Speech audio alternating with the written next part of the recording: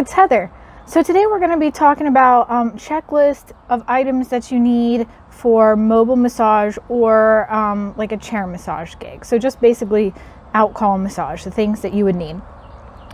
So of course you're either going to need a table or massage chair. And when it comes to chairs, you know, they're all pretty lightweight. Like that's the standard. Tables, not so much. The table that I have in my treatment room is like 40 something pounds. It is a real bruiser. So you're definitely going to want something that is smaller and that is easier on your body to carry. I think the one that I have, I just got it, you know, it was like an El Cheapo Deluxe off of Amazon, and I think it's 24 pounds. I can definitely link to that in the description though, but that's what I was going for with that table, because I was like, if I'm going to keep this one in my vehicle, I don't do a lot of Outcall massage anymore. Every once in a while I do, but it's definitely got to be a light table, especially if you do this for, you know, very much of your time. You'll also want to get, you know, make sure your table has a carry bag with straps, you know, like good heavy duty straps, and or a table cart. Carts aren't so great for stairs, but if you've got like a, you know, like a long way to go to walk, and it's a relatively flat surface, that's definitely the way to go. You can do both. I would do both. It makes it easier if that's the way you're going to go, unless you don't have very long to go and there's just like a bunch of stairs. In that case, you know, cart probably isn't going to help you all that much. Depending where you live, it may be in your rules and regs.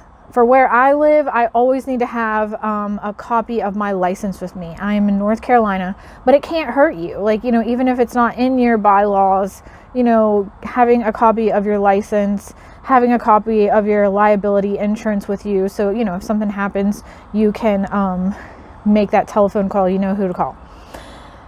And then for the copy of your license, you can either get it laminated or stick it in like one of those gallon size Ziploc bags to keep it from getting oily.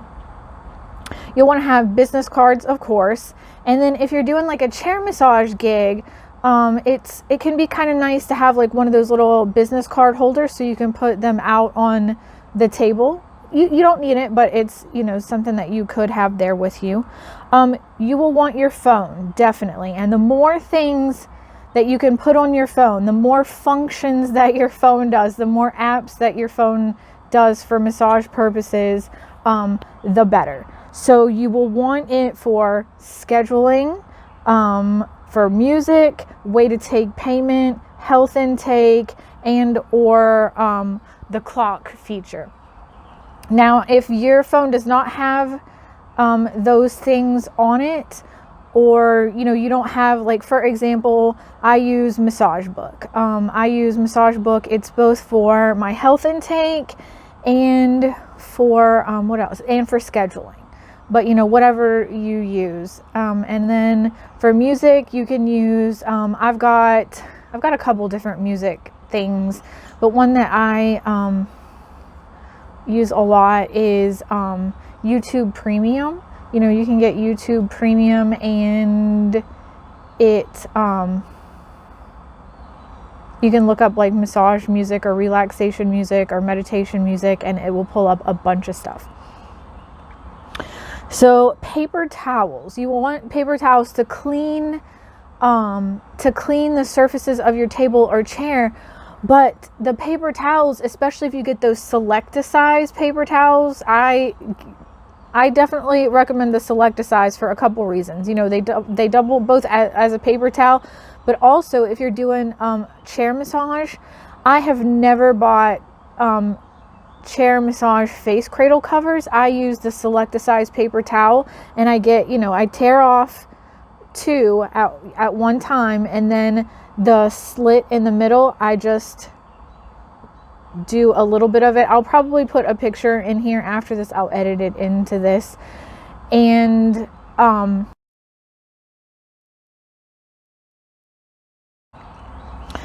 you will want to also have a cleaner, like whatever sanitizer that you use to clean your your table or your chair. You will want to have your lotion or your lubricant, whatever you use, and if you use a holster. You will also want to keep a few things, like a few little odds and ends that you're not going to need every single time, but sometimes you're going to need those things. And those would be finger cots. Like if you get a cut or something like that on your finger, or if you've got like something bigger on your hand, like a rash or something like that, you'll want to carry some gloves. And when it comes to gloves, it's probably not a good idea. Most finger cots are latex. It's harder to get something else that fits as well as that. But if you can, like, get nitrile, or I use the vinyl gloves, because nitrile is what eats my hands up. But some people, have that latex allergy.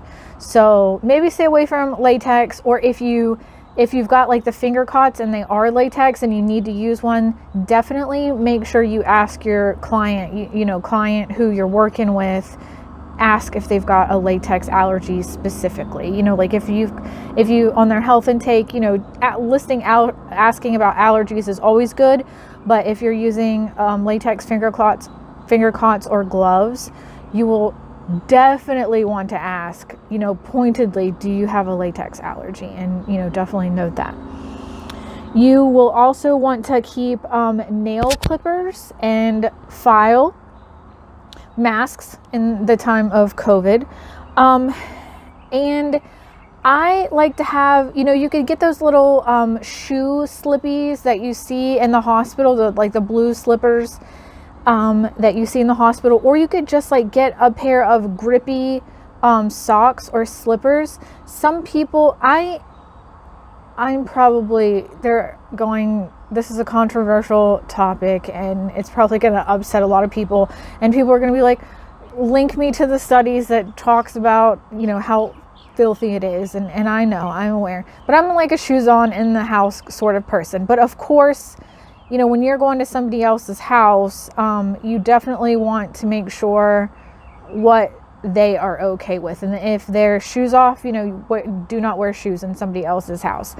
I prefer having covering on my feet in somebody else's house, just because, you never know what is in somebody else's floor, or, and I don't just like wearing socks to do massage because it's not very grippy. And then being barefoot can also kind of be strange. So I would recommend like maybe some of those grippy, what are those things called? Grippy slippers, if somebody is like a shoes off in the house sort of person. You can just keep those in your bag. And then you'll want to keep stuff like mints, snacks, water, keep like some nuts or, non-perishables, things like that you can just like grab and go if you don't have time to eat. And then, like for the mints, if you've got to like eat on the go, you don't want to go with, some stank breath of in somebody's house. So make sure you have those. And if you've got hair, make sure you've got like some kind of hair ties, like maybe have some extra in your bags. And then some extras, you could take some essential oils, things like that. If you've got room, you could have like a laundry bag. You could also get some of those. I had some from Vistaprint a while back ago. They were pretty good. Those like car magnets for the sides of your vehicle. So, when you're going place to place. The only thing about that is it would if you're doing mobile massage, it would let your clients know, let your client's neighbors know like who is visiting their house, and maybe your client doesn't want the neighbors to know that they're getting a massage. So maybe check in with your client and ask if it's okay if you display the car magnets at their house. Sheets, blankets, pillow or bolster. I used to carry those things with me and, have them for each client. And then I just kind of got into the habit of, you know what, I'm going to people's houses and they already have this stuff anyway. So a lot of times now I will just ask them, like, have a twin flat and fitted sheet and a blanket and a pillowcase. And I use the pillowcase for the face cradle. And if they don't have twin sheets, like any size will do. If it's like a king or, a queen, that's pretty big for your massage table, but you can double it over, fold it in on itself and then put it on your table. Like that can be done. And it keeps you from having to wash sheets or carry more sheets around. And it's kind of convenient. And most people they really don't mind. It's not like it makes it, non-professional. They're like disappointed in you because they had to use their own sheets. And this is just a bit of safety for when it comes to Outcall massage. If you're going to people's houses, you will definitely want to tell somebody, where you are. You're definitely going to tell somebody like where you are, and then tell them what time they can expect a call or a text from you afterwards before they send somebody to come looking for you. So if you're like, okay, I've got a massage at 6 p.m.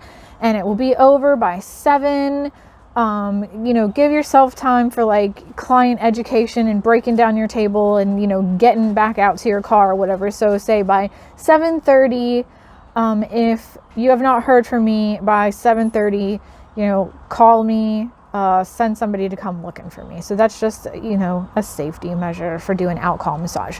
So what do you take to Outcall massage? Is there anything else that is not included here that you take with you? Let us know down in the comments, and be sure to like, share, subscribe, tell your friends about me, and good luck